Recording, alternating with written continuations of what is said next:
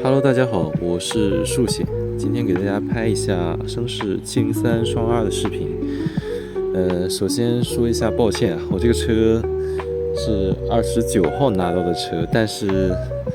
因为国庆跟朋友出去摩旅，骑的小孩，所以说这辆车就一直停在地库放着，也没怎么骑，也没怎么给大家拍视频。然后今天天有点下雨，今天给大家简单拍一下吧。因为这个车昨天是借给花式熊去拍视频了，你们想看相对来说全面一点、专业一点的话，你们去可以看他的视频。反正我简单的过一下他这些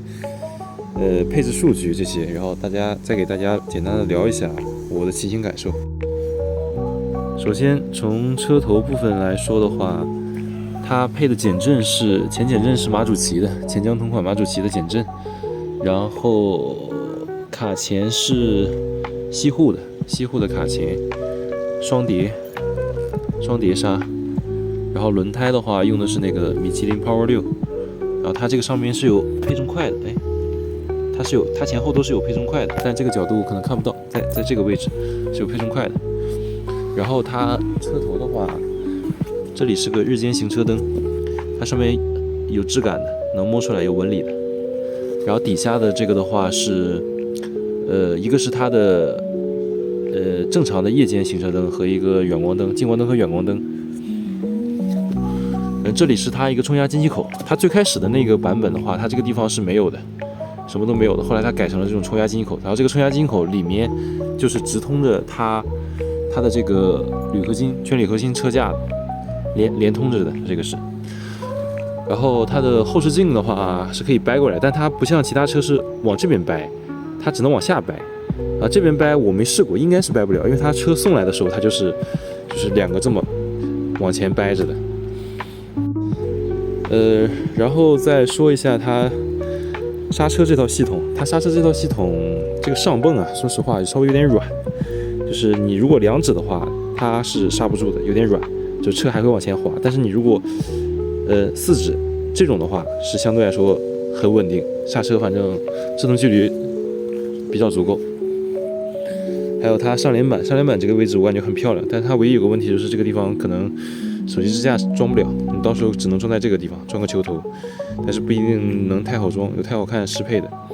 然后全彩的 TFT 仪表，它这个仪表就是跟368G 啊、703F 啊同款的。帧率的话就凑合，但是能用。反正你骑车的时候也不会一直盯着这块屏幕。它转速的话其实没有延迟的，只是说你去操控的时候它稍微会有点延迟。然后手把按键呢，它是一套全新开模的一套模具吧，它这个东西说实话质感有点差。它滚轮的话也没什么阻尼，它这个东西这个其实还好，但它左右转向是个最大的问题。它有声音，但它没有像那个其他车是有那种阻尼感，就是你戴上手套之后，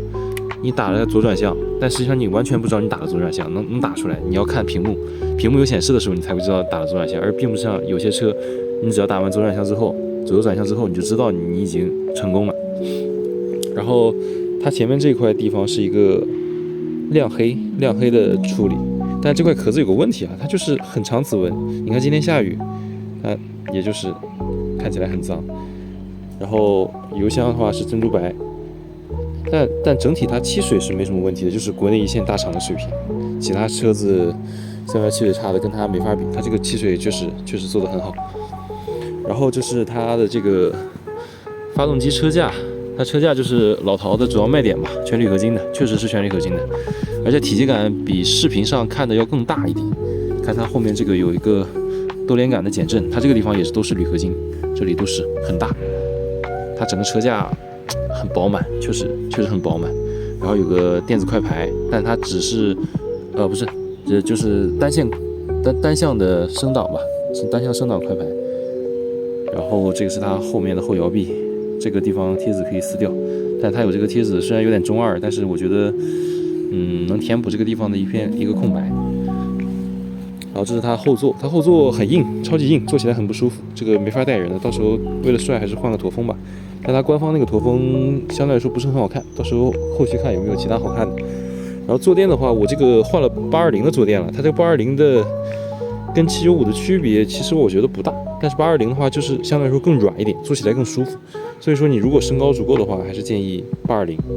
就直接820的坐高。然后它尾灯的部分，这个地方就是甩泥会很严重，这是牌照架，这个地方到时候可以装那个记录仪，但前面也可以装，但前面那个位置很丑，所以说我暂时先不装。然后它尾灯是这样子的，它尾灯很亮，打开之后超级亮，而且这个灯条很长很长，就是实物很漂亮很漂亮。它灯亮了之后，它这个位置也会有泛光，很漂亮。然后它侧边的话也有一个这个呼吸灯，开机的时候它是呼吸的状态，骑的时候是常亮的状态，颜色是可以自动调节的。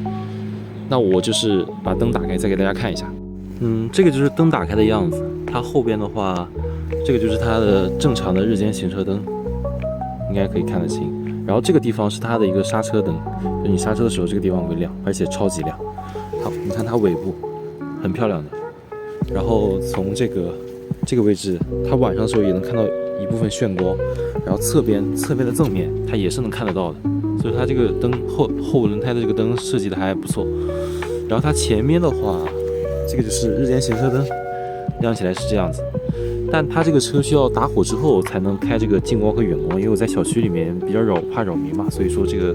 我就先不给大家展示了。但它这个灯确实很亮，超级亮，因为你们也应该看过别人的视频，有过对比，它这个灯完全够用，不需要后期的改装。那前脸的话，开灯的是一个这样的一个状态。最后呢，我聊一下我的骑行感受吧，因为我骑的公里数不是很多，你们可以看一下，我才骑了148公里。因为还记得花齿熊他骑了大概能有个30-40公里吧，我自己也就是100公里左右。我刚拿到车的话，我感觉它这个车骑起来的时候，它这个前减震还有一个它后减震相对来说比较硬，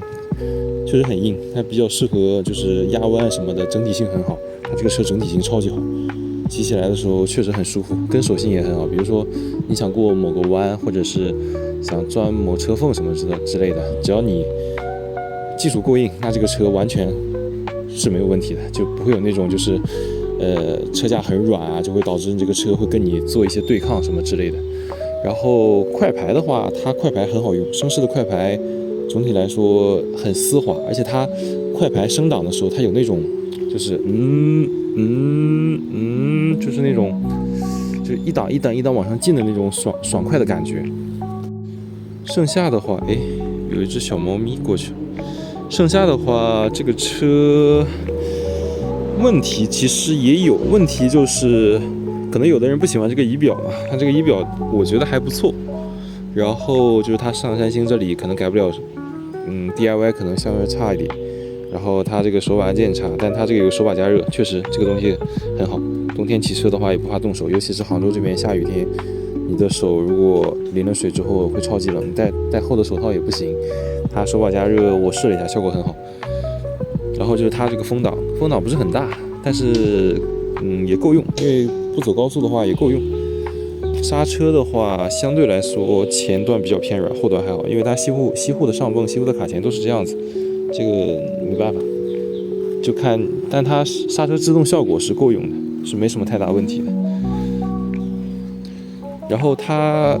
坐垫的话也是有弹射功能，就是按这个骑行的时候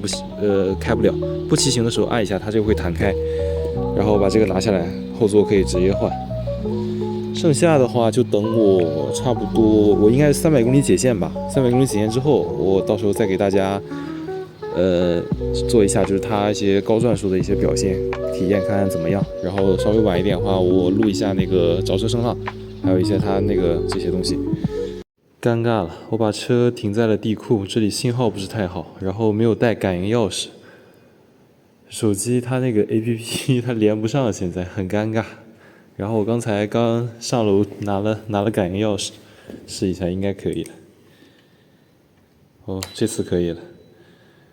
如果没有带钥匙的话，千万不要停在信号不好的地方。最后再跟大家简单的聊一下这个车跟675 SR 的一些区别。首先价格其实它跟675 SR 是差不多的，差了200多块钱应该是。然后它的就表面上你去看这台车的用料是比675 SR 要足，然后675 SR 那辆车我也试驾过，那辆车的话坐姿骑行坐姿比较战斗，然后它春风的嘛，大厂的嘛，相对来说可能会更加保值一些，但是它减震的话是直连的，它的那个轮胎的话是那个正新 S3，就是最新款的一个那个轮胎，但是可能相对来说米其林 Power 6会稍微差一点。然后也是有专业骑手调教的，可能相对来说骑起来会好一点。但是你可能那辆车买回来之后，你还需要改一些东西。如果让我来选的话，我可能会选择声势更多一点，因为声势首先它买的人比较少，因为你骑摩托车肯定是要体现一个自己的一个跟别人与众不同的一个气质，所以说你买声势的话，不会像春风那种相对来说会烂大街一点，因为450毕竟。这个车人手一辆嘛，675的话比450动力要猛，然后价格相对来说也比较亲民，可能到时候骑的人会很多，确实会很多。所以总体来看的话，我骑起来其实都差不多，因为两辆车毕竟动力都在这里了，除非你去拉它的极限，可能会有一些差别。但你正常市区去骑的话，其实我觉得这么大一个排量，它总体来说还是过剩的。剩下的话，反正就等我这个车结线之后，我到时候再给大家录一下这个视频。反正有什么问题，你们可以在评论区或者是给我留言，我看到的话都会及时的去回。那再见。好的，现在我给大家录一下它这个着车声浪。我先把手机放在这个台子上，因为它需要离合启动。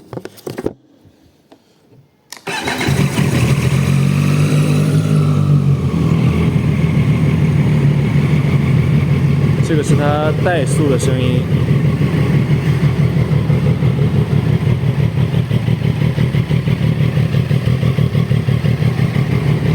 然后